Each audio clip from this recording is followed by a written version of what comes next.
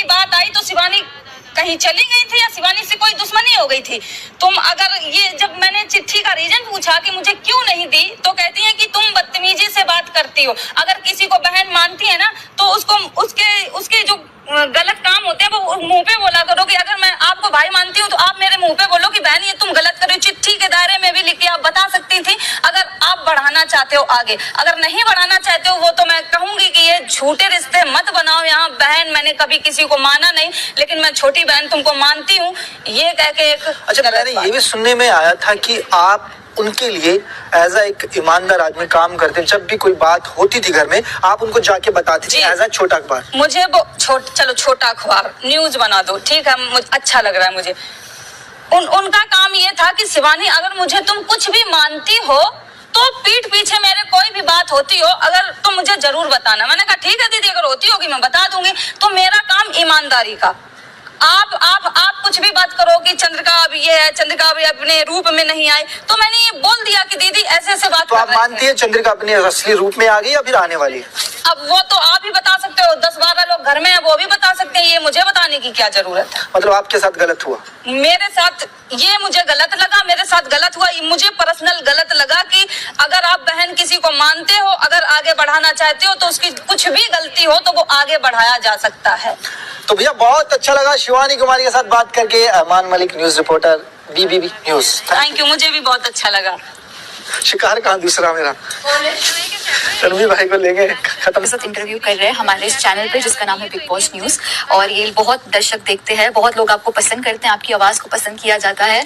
तो शुक्रिया आपका कीमती वक्त देने के लिए। मैं आपसे कुछ सवाल पूछूंगी और उम्मीद करती हूँ कि आप बहुत ही ईमानदारी और सलीके से उनका जवाब देंगे। जी बिल्कुल। सबको मेरा नमस्ते, जितने लोग देख रहे हैं, आज मुझे मौका मिला है क्लोजअप हाँ। बिग बॉस के घर में इंटरव्यू दे रहे हैं हम। जी शिवानी, मेरा पहला सवाल आपसे ये कि ऐसा कोई ऑब्जर्वेशन जो आपने घर में देखा है जो आपको लगता है कि ये चीज है जो लोगों को समझ में नहीं आ रही है, लेकिन ये चीज तो है, कोई एक ऐसा ऑब्जर्वेशन जो आपने देखा है बड़ी बारीकी से लेकिन लोगों को समझ नहीं आ रहा है? ऑब्जर्वेशन समझती है? ये आप थोड़ा हिंदी में बता दीजिए। ऑब्जर्वेशन मतलब कि यहाँ हर एक लोग 2-2 बार 3-3 बार नॉमिनेट हो चुके हैं, उनका ऐसा क्या है?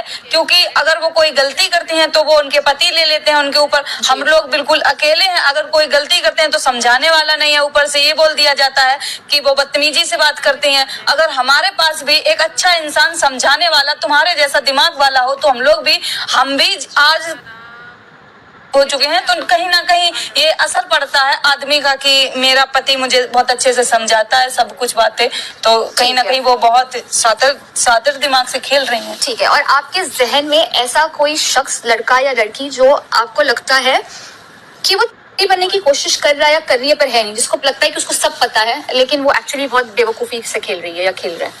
बेवकूफी से लड़का या लड़की कोई भी, ठीक है, लेकिन कि मुझे सब कुछ पता है। नाम रजिस्टर कर लो, एक्सक्लेमेशन मार्क जॉइन टाइप करो, चंद्रिका दीदी, क्योंकि वो बहुत स्मार्ट समझते हैं कि नहीं मैं यहाँ बहुत शांति से रहूंगी या किसी से कुछ कहूंगी नहीं। तो जो लोगों के दिल में है, जो लोग बाहर मैंने तो यही देखा था उनके बारे में कि वो बहुत लड़ती हैं, लेकिन यहाँ ऐसा कुछ भी नहीं देखने को मिला। तो कहीं ना कहीं मुझे डाउट होता है कि ये बाहर क्या पर्सनैलिटी है या आपको फेक लगती है चंद्रिका जी बेसिकली। ठीक है। और रणवीर जी के बारे में आप कुछ कहना चाहेंगी? रणवीर भैया, उनकी मैं इज्जत करती हूँ, कहीं ना कहीं मेरी उनसे शुरू से ही नोक झोंक हो रही है। बिल्कुल। वो हमसे बहुत बड़े हैं, उम्र में बहुत बड़े हैं, कहीं ना कहीं शुरू से ही मेरी नोक झोंक हो रही है। शायद उनको मेरी बात समझ में ना आती हो, वो यही कहते हैं कि शिवानी को बोलने की अकल नहीं है। तो मुझे जब से सर ने बोला है कि शिवानी एक लाइन क्रॉस मत करना, तो मैं कभी सर से, रणवीर भैया से कभी गलत नहीं बोली हूँ। कभी सोचती हूँ कि उनसे अच्छे से बात करूँ। तो वो मुहावरा पूछा कि 100 चूहे खा के बिल्ली हज को चली, क्या आपको लगता है कि ये मुहावरा सना मकबूल पे सूट होता है? या ऐसा जो वो 2 नाव पे सवार होके चल रही है भी यहाँ पर लोगों को लगता है? हाँ, ये लगता है कि वो 2 नाव पे, क्योंकि हाँ। अभी उनको खुद को नहीं पता कि उनकी कश्ती किधर है, वो लेफ्ट राइट हो रही है, वो एक नाव पे सवार नहीं है। क्या आपको ये लगता है? इसके बारे में आप कुछ विस्तार से बताना चाहेंगे? मुझे बताने की जरूरत ही नहीं है। अब जो वीकेंड का बार था, तो सर ने ही उनको बताया था, वो तो सबको ही पता है कि